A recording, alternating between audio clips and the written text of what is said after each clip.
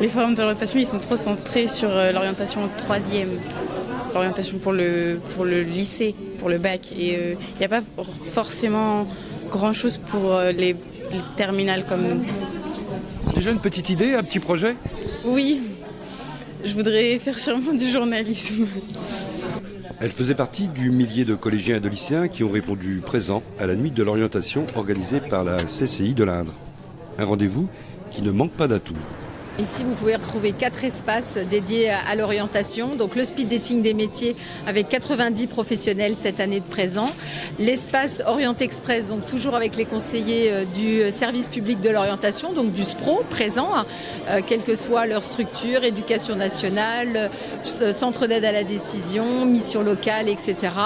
L'espace Inforison avec le logiciel qui permet de découvrir, grâce à vos centres d'intérêt, quel type de métier vous pourriez faire. Et l'espace numérique, toujours avec de nombreuses démonstrations sur la thématique du numérique. Autre force de la nuit d'orientation, un perpétuel réaménagement pour répondre aux attentes. On prend en considération sur une enquête qui se fait à la fin de la visite, donc, où les jeunes demandent parfois certains métiers, donc on essaie de répondre à leurs demandes pour l'année qui suit. C'est ainsi que cette année, parmi les nouveaux, on pouvait rencontrer un maroquinier.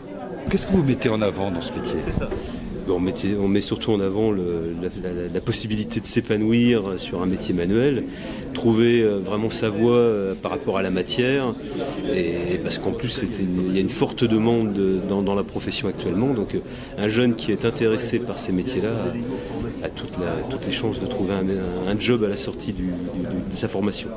Ou bien une future ostéopathe animalière. Ce sont des études qui durent 5 ans. Et qui vise à remettre l'animal dans son confort en harmonisant son corps dans sa globalité.